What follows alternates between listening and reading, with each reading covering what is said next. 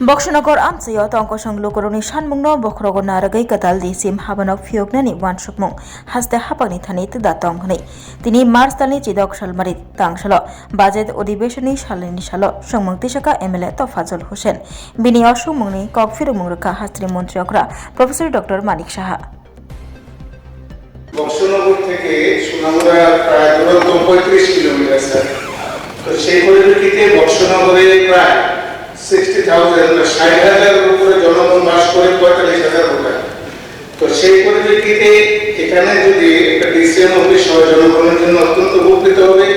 আমি আপনার অবগতির জন্য জানাচ্ছি যে সোনামুড়া যে বিধানসভা সেখানে দুইটা ডিসিএম অফিস আছে, একটা মেলাঘর একটা সোনামুড়াতে।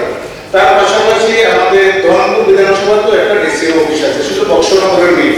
তাই আপনার মাধ্যমে আমার মাননীয় মন্ত্রী মহোদয়কে অনুরোধ করব, যদি আমাদের এই সাধারণ মানুষের কথা চিন্তা করে 35 থেকে 40 কিলোমিটার দূরত্বে গিয়ে অফিস করতে হয়, যদি সাধারণ মানুষ 45,000 ভোটার এবং 60,000 উপরে জনগণ তাদের কথা মাথায় রেখে যদি আমাদের বক্সনগরে একটা ডিসিএম অফিস দেওয়া হয় তাহলে আমাদের জনগণ উপকৃত হবে, আমরা উপকৃত হব। Thank you sir. বক্সনগর এলাকার জনগণের চাহিদার কথা মাথায় রেখে নতুন ডিসিএম অফিস খোলার কোনো পরিকল্পনা রাজ্য সরকার আছে? উত্তর হচ্ছে বক্সনগরে নতুন রেভিনিউ সার্কেল বা ডিসিএম অফিস খোলার কোনো পরিকল্পনা বর্তমানে রাজ্য সরকারের।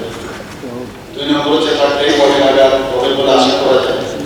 তো 1 নম্বর প্রশ্নের উত্তরের পরিপ্রেক্ষিতে 2 নম্বর প্রশ্নের উত্তর অপ্রাসঙ্গিক। বক্সনগর এলাকাটি সোনামুড়া রেভিনিউ সার্কেলের অন্তর্গত উনি বলেছেন এবং সোনামুড়া রেভিনিউ সার্কেল বা ডিসিএম অফিস থেকে বক্সনগর এলাকা যেসব প্রশাসনিক পরিষেবা দরকার অ্যাডমিনিস্ট্রেটিভ সবই এখান থেকে করা হয়। কিন্তু ত্রিপুরার ভৌগোলিক আয়তন অত্যন্ত কম, তাই সীমিত আয়তনের কথা বিবেচনা করে বর্তমানে বক্সনগর এলাকায় নতুন রেভিনিউ সার্কেল বা ডিসিএম অফিস খোলার কোনো পরিকল্পনা আপাতত সরকারের নেই। কিন্তু উনি একটা ডিস্টেন্সের কথা আমাকে বলেছেন, আমি বিষয়টা কনফার্ম হয়নি মানে কতটুকু সমস্যা হচ্ছে, তারপরে আমি আমার ডিপার্টমেন্টকে আমি বলবো পুরো মানে আমাকে যাতে ইনফরমেশন করে তারপর ভিত্তি করে আমি এই প্রপোজাল উনি যেটা দিয়েছেন সেই বিষয়ে চিন্তা। ঠিক আছে।